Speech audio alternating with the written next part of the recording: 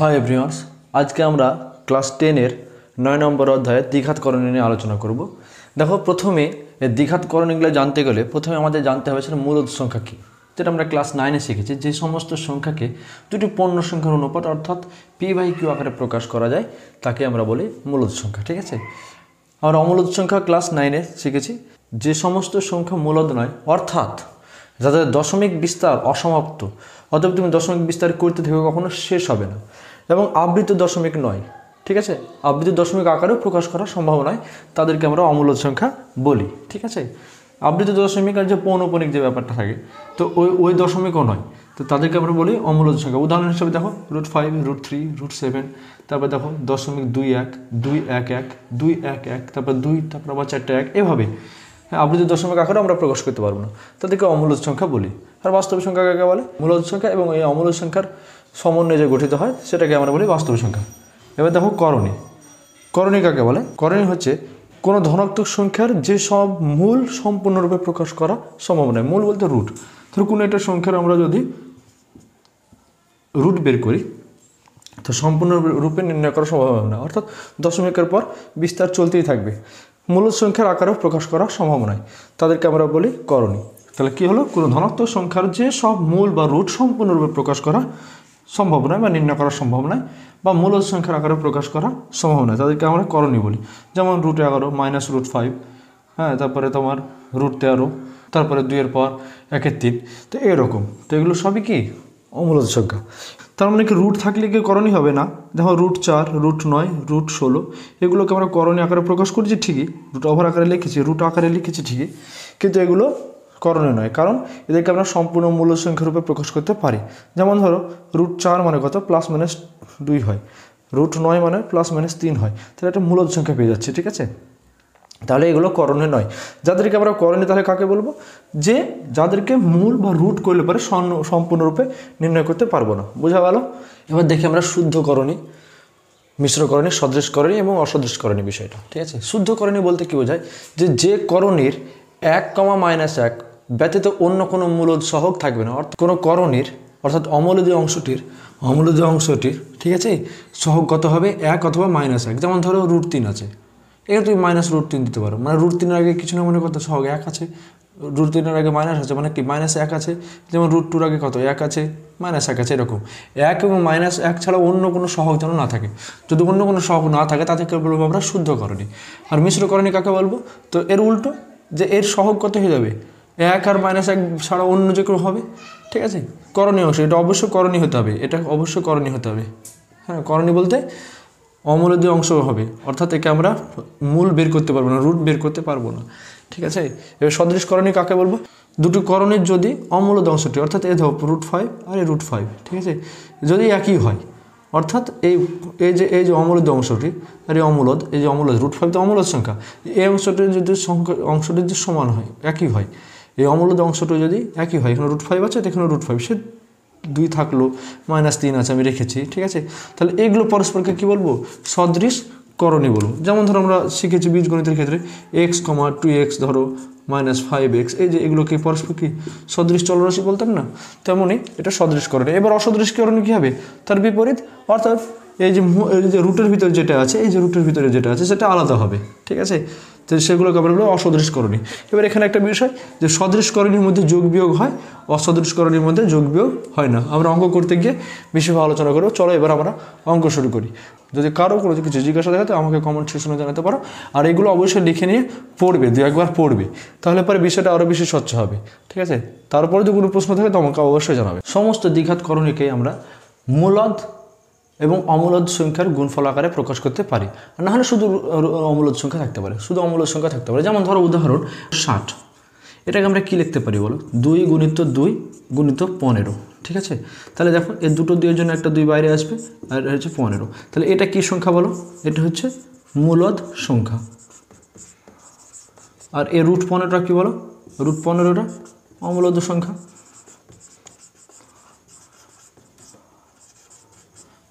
বোঝা গেল?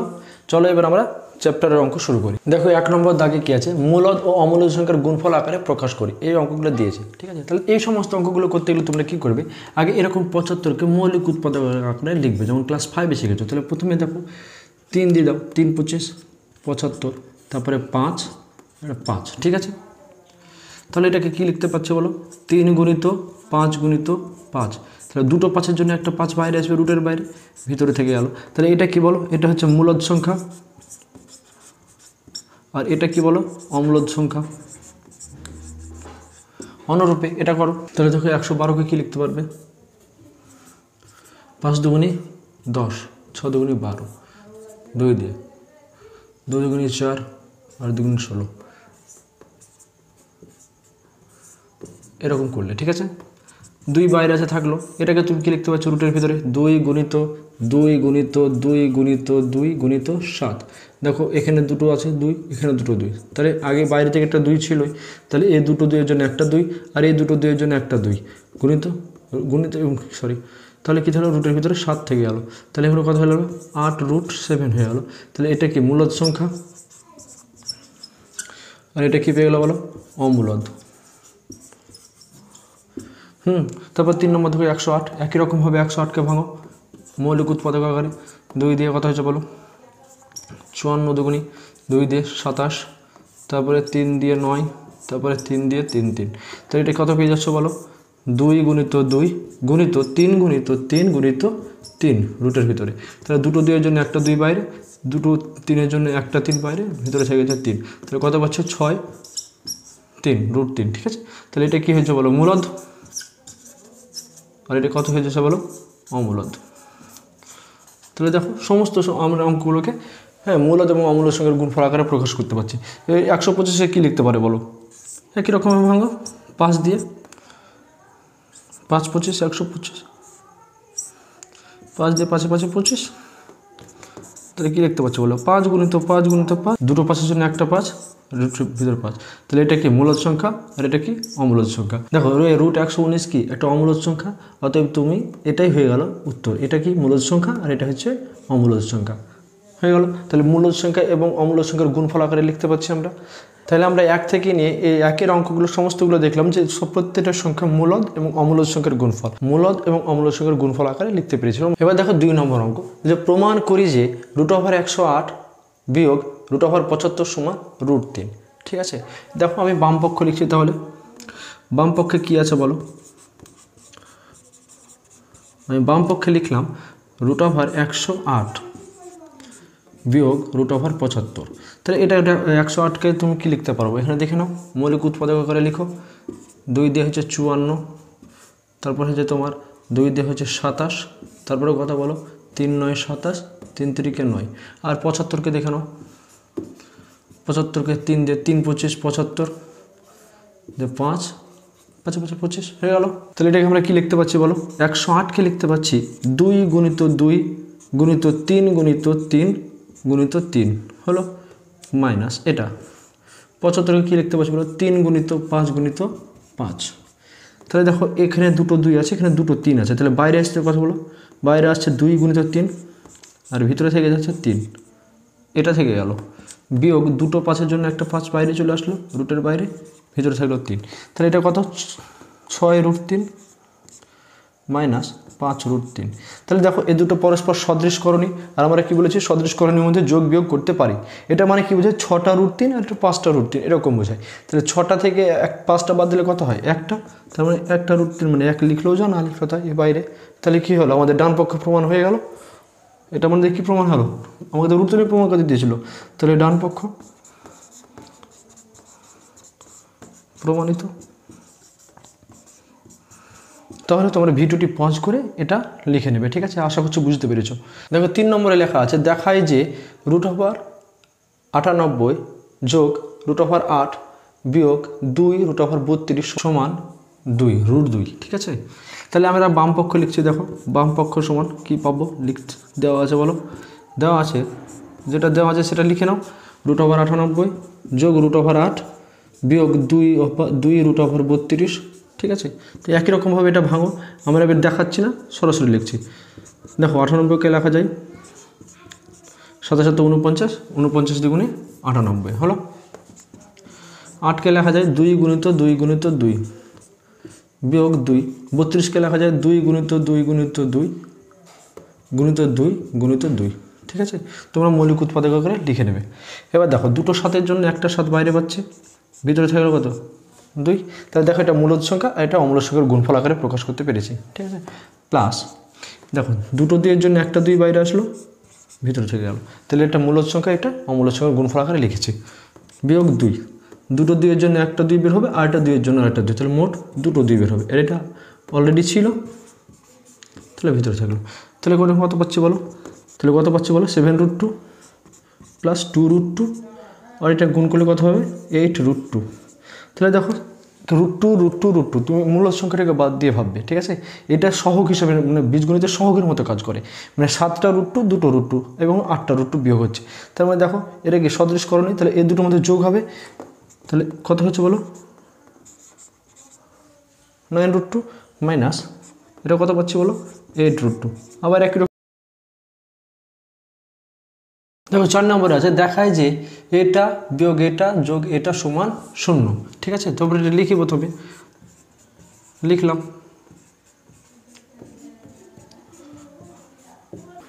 দেখো 48কে মৌলিক উৎপাদক করে ভাঙো, কত পাচ্ছ 24 দুগুণে 48, আবার 2 দিয়ে 12 দুগুণি, তারপরে 6, তারপরে 3। আমরা 75 ভেঙে রাখছি,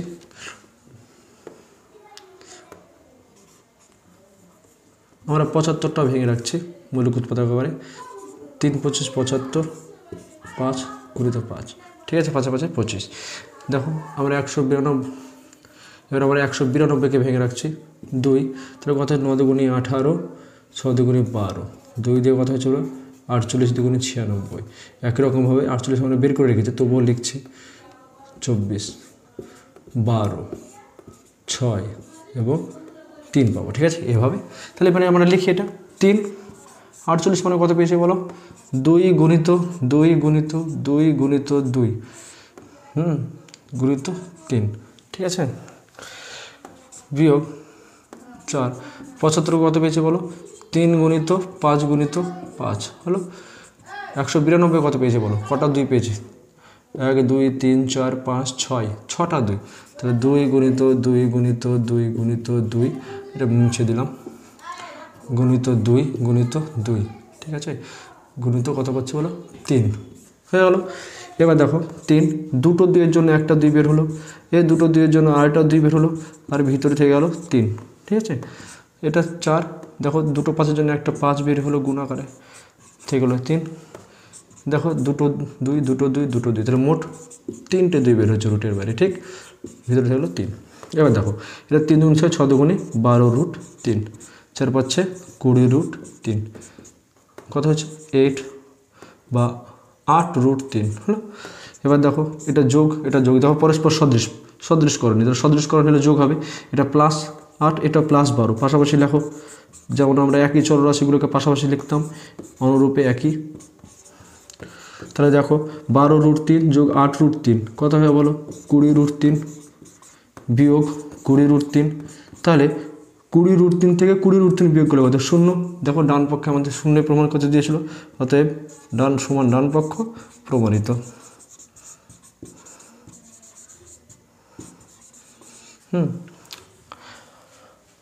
আশা করছি বুঝতে পেরেছো। তাহলে এরকম টাইপসের কোনো প্রশ্ন আসলে তোমরা আরামসে পরীক্ষায় করে দিতে পারবে, কিংবা ধারণা মোটামুটি হয়ে গেছে সদৃশকরণী কী জিনিস, অসদৃশকরণী কী জিনিস, শুদ্ধকরণী কী জিনিস, আর হচ্ছে দ্বিঘাতকরণী বা করণী কী জিনিস, হ্যাঁ জেনে গেছো। এর 5 নম্বর অঙ্ক দেখো, সরলতম মান বের করতে বলেছে। ঠিক আছে, তাহলে প্রথমে অঙ্কটা লিখি আমরা।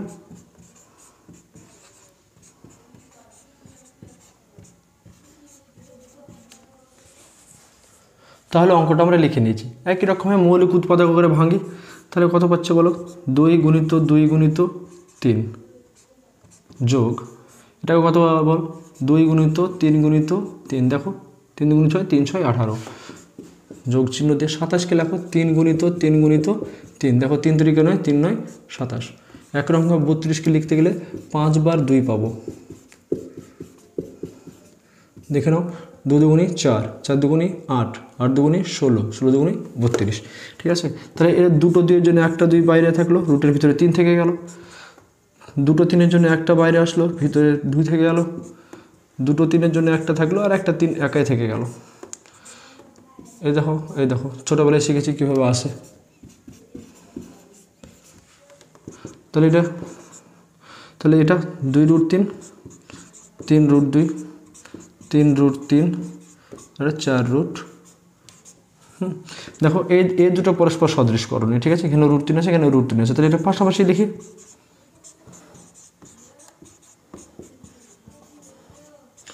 পাশাপাশি লিখলাম সদৃশ করণীয়গুলো। তাহলে এখানে 2√3 যোগ 3টে √3 কত হলো? 5টা √3। 4টে √2 থেকে 3টে √2 বিয়োগ, তাহলে কত?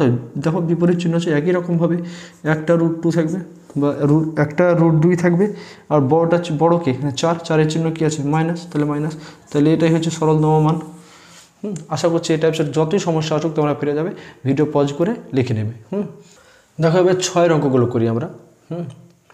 তো 6-এর এরটা বলেছে যে √5 + √3 এর সঙ্গে কত যোগ করলে যোগফল 2√5 হবে। ঠিক আছে, তো আমি এটা সাধারণভাবে লেখার চেষ্টা করি। দেখো কি বলছে যে √5 + √3 এর সঙ্গে কত যোগ করলে, আমি এটা ফাঁকা রাখলাম, কত হবে? যোগফল 2√5। তাহলে এখানে কিছু একটা হলে পরে তার যোগফল এটা হবে, মনে করি সেটা আমরা এক্স। তোমরা লিখবে যে মনে করি এক্স যোগ করতে হবে, তারপরে এই লাইনটা লিখবে। তাহলে দেখো আমরা এক্স সমান, তাহলে আমরা সাধারণ নিয়মে কী শিখেছি বলো? এক্স সমান কত হবে? এটা ওদিকে গেলে কি হবে? প্লাস মাইনাস হয়ে গেল, আর এই প্লাস মাইনাস হয়ে গেল। দেখো এই দুটো পরস্পর সদৃশ করণীয়। তাহলে দুটো √5 থেকে একটা √5 বাদ দিলে কত হবে বলো? একটা √5 থাকবে, আর এটা কত থাকলো? আর এটা কি √3 আকারে থেকে গেল, পরস্পর অসদৃশ করেন। তাহলে এক্সের মান কত হবে? এটা √5 - √3। বুঝতে পেরেছো? কি লিখবে যে এর সঙ্গে যদি আমরা এটা যোগ করি, মানে √5 + √3 সঙ্গে √5 - √3 যোগ করলে আমরা কত পাবো? 2√5 পাবো। ঠিক আছে, এটা কি বলছে যে 7 - √3 এর থেকে কত বিয়োগ করলে বিয়োগফল 3 + √3 হবে। ঠিক আছে, তো একই রকম হবে, এটা আমরা লিখি। এখান থেকে কিছু একটা বিয়োগ করতে হবে, দেখ কী হবে? বিয়োগফলটা হবে এটা। তাহলে আমরা মনে করছি এক্স, তোমরা লিখবে মনে করি এক্স বিয়োগ করলে বিয়োগফল এটা হবে। তাহলে একই রকম হবে, -x রাখো, এদিকে যেটা আছে সেটা রাখলে ডান দিকে, এটাকে নিয়ে চলে গেলো ওইদিকে। তাহলে কত? +7 হয়ে গেল -7, আর -√3 হয়ে গেল +√3। এবার দেখো -x লেখো, -x লেখো। দেখো এই দুটো মূলদ সংখ্যা, আর এটা কি অমূলদ সংখ্যা এবং সদৃশ, এর দুটো কি সদৃশ। তাহলে ওই দুটো যোগ আবার এটা থেকে বিয়োগ হয়ে যাবে। তাহলে পাশাপাশি লেখো আগে। তাহলে কথা হচ্ছে বলো, 7 থেকে 3 বাদ দিলে 4, আর বড়টা 7, তার চিহ্ন মাইনাস, তাই বসে গেলো। আর দেখো দুটোই যোগ, তাহলে কি হতো? কত হবে? +2√3 -x সমান। তাহলে এখান থেকে মাইনাস কমন নাও, তাহলে এটা +4 হয়ে গেল, আর এটা তাহলে x হয়ে গেলো। তাহলে x সমান কত পেলাম বলো? এটা। তাহলে এটা থেকে এটা বিয়োগ করলে পরে আমরা কত পাবো? এইটা। বোঝা গেল? সেটা কি বোঝাতে হবে? এটার সঙ্গে এটা এবং তার সঙ্গে এটা, মানে তিনটেরই যোগফল করতে বলেছে। তাহলে আমরা লিখি, যখন আমরা যোগ করতে যাব তখন আমরা কি বন্ধনীর ভিতরে লেখার চেষ্টা করব, তাহলে ভুলটা খুব কম হয়, ভুল হওয়ার সম্ভাবনা কমে যায়। ঠিক আছে, এটা সরল করার মতো। তাহলে আমরা কি প্রথম কাজ কি? বন্ধনীকে তোলা। বন্ধনী তোলা মানে কি বলতো? চিহ্নের গুণ করা। আর প্লাস আছে কিছু না, মানে প্লাস আছে, আর প্লাস দিয়ে গুণ করা মানে কি চিহ্নের কোনো পরিবর্তন হবে না। তাহলে যেটা আছে সেটাই থেকে যাবে, যেটা আছে সেটাই থেকে যাবে, চিহ্নের কোনো পরিবর্তন হবে না। পরস্পর সদৃশ পদ, আগে প্রথমে দেখো এই 2 আর 2 এগুলো পাশাপাশি লিখি, 2 যোগ 2, দেখো এটা পরস্পর সদৃশ, তাহলে পাশাপাশিও যদি আছে লিখলাম তাও। আর এই দুটো পরস্পর অসদৃশ, এগুলো সবই অসদৃশ হয়ে গেল। তাহলে সদৃশ পদগুলোকে লিখলাম আর অসদৃশ পদগুলো পরপর লিখলাম। 2 এর সঙ্গে 2 যোগ করলে কত? 4, √3 এবং √3 এর সঙ্গে যোগ করলে কত? 2√3, এগুলো পরস্পর অসদৃশ, তাই থেকে গেল। ঠিক আছে, একদম বীজগণিতের মতো। যদি X plus Y plus Z আমরা এরকম যোগ করতাম তাহলে কি আমরা কি যোগফল এইভাবে রেখে দিতাম না? তেমনই দেখো এই √3 আর এই √5 এই √7 পরস্পর অসদৃশ, তাই আমরা এইভাবে রেখে দিলাম। বুঝতে পেরেছি আশা করি। করণীয় অঙ্ক খুবই সহজ, একটু বুঝে নাও। যেমন তোমাদের বীজগণিত শেখার সময় একটু প্রবলেম হচ্ছিল প্রথমটুকুই, কিন্তু যেহেতু তোমরা বীজগণিতের যোগ বিয়োগ জানো তাই এগুলো তোমাদের কাছে খুব সহজ হয়ে যাবে। ঠিক আছে, কোনো অসুবিধার কোনো ব্যাপার নেই। আর কোনো অসুবিধা যদি হয় তো আমাকে কমেন্ট সেকশনে জানাও, আমি অবশ্যই তোমাদেরকে হেল্প করবো। এবার দেখো ডি বলছে এটা থেকে এটা বিয়োগ করি। ঠিক আছে, বিয়োগফল লিখি। তা আমি প্রথমে তোমাদেরকে বললাম যেমন আছে লেখো, আর বন্ধনী দেওয়া আছে তাহলে কোনো সমস্যা নেই। থেকে বলেছে এটা থেকে এটা বিয়োগ, কোনো সমস্যার কিছু নেই, লিখে দিলে অঙ্ক। তাহলে তোমাকে কী বললাম, বন্ধনী তোলা মানে চিহ্নের গুণ, কিছু না মানে এখানে প্লাস আছে, আর প্লাস দিয়ে গুণ করা মানে চিহ্নর কোনো পরিবর্তন হবে না। আর এখানে দেখো বিয়োগ আছে, বিয়োগ দিয়ে গুণ করা মানে হচ্ছে যা আছে ভিতরে যেটা আছে সেটা পরিবর্তন হয়ে যাবে। দেখো এটা মাইনাস ছিল তাই এটা প্লাস হয়ে গেল, এটা প্লাস ছিল এটা মাইনাস হয়ে গেল। আশা করছি বুঝতে পেরেছো। এবার দেখো এই দুটো, এটা আর এটা পরস্পর সদৃশ। দেখো তাহলে 10 আর 5 কত হয় বলো, যোগ করলে 15।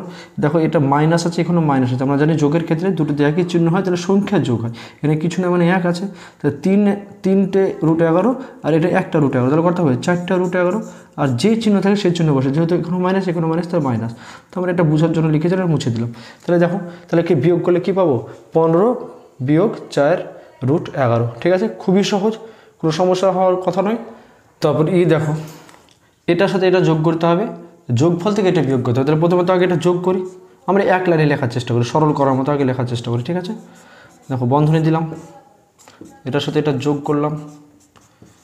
দেখো এটা থেকে এই যোগফল, এটা মানে কি যোগফল পেয়ে যাবো আমরা, সেখান থেকে এটা বিয়োগ মানে আমরা বিয়োগ চিহ্ন একেবারে করে দিলাম, সরল করার মতো। এবার দেখো বন্ধনী তোলো, বন্ধনী মানে কি চিহ্নের গুণ, এখানে প্লাস আছে মানে কি চিহ্ন কোনো পরিবর্তন করবে না, তাহলে যা আছে তাই থাকলো। এটারও যেহেতু প্লাস আছে তাহলে চিহ্ন কোনো পরিবর্তন করবে না, যা আছে তাই থাকবে। এখানে দেখো বিয়োগ আছে মানে যেই চিহ্ন আছে তার বিপরীত দিকে, তাহলে প্লাস ছিল তাহলে মাইনাস, প্লাস ছিল মাইনাস,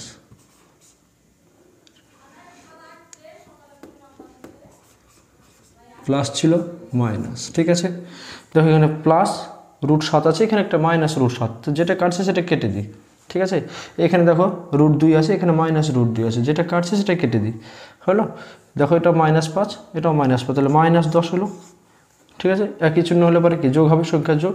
আর এটা কত থেকে যাচ্ছে বলো, 7 থেকে যাচ্ছে। হ্যাঁ হলো এটা। দেখো এই অধ্যায়ের শেষ অঙ্ক, দুটি দ্বিঘাতকরণে লিখি যাদের সমষ্টি মূলদ সংখ্যা। তুমি একটা মিশ্র দ্বিঘাতকরণে লিখে নিলে। ঠিক আছে, এবার তার যে অমূলদ অংশটা আছে অমূলদ সংখ্যা তার বিপরীত চিহ্ন নিয়ে নেবে। ঠিক আছে, তার মানে আমি 3 বিয়োগ √3 নিলাম। দেখো এটা মূলদ এটা মূলদ, দেখো সেম রেখেছি, এটাও অমূলদ এটাও অমূলদ, কিন্তু এখানে প্লাস নিয়েছে এখানে মাইনাস নিয়েছে। এবার এই দুটো যোগ করো তুমি, আমি বন্ধনী দিচ্ছি না এক লাইনে সারার জন্য, তুমি যোগ করো। কী বলছে, দুটো দ্বিঘাতকরণে লিখি যাদের সমষ্টি, সমষ্টি মানে কি, এটা একটা দ্বিঘাতকরণ এটা একটা দ্বিঘাতকরণ, যোগফল। তাহলে দেখো এটা কেটে যাচ্ছে, তাহলে কত হচ্ছে 3 আর 3 কত 6, 6 একটা মূলদ সংখ্যা। তোমার যাই দেখ তোমরা এইভাবে নিয়ে নেবে, তাহলে কোনো সমস্যা হওয়ার কথা নয়। শুধু তাই নয়, তুমি এরকমও বলতে পারো যে √3 নিলে আরেকটা নিলে -√3, এই দুটোকে যোগ করো, এই দুটোকে যোগ করো, প্লাসে মাইনাসে -√3 কেটে গেল 0, 0 তো মূলদ সংখ্যা। তাহলে আজকে যে আলোচনা হলো কোষে দেখি 9.1 দ্বিঘাতকরণের, কারো যদি কোথাও অসুবিধা থেকে জানাবে। আর কোন চ্যাপ্টার নিয়ে তোমরা ভিডিও চাইছো সেটাও আমাকে জানাবে, আমি আগামীতে সে সমস্ত ভিডিও দেওয়ার চেষ্টা করবো।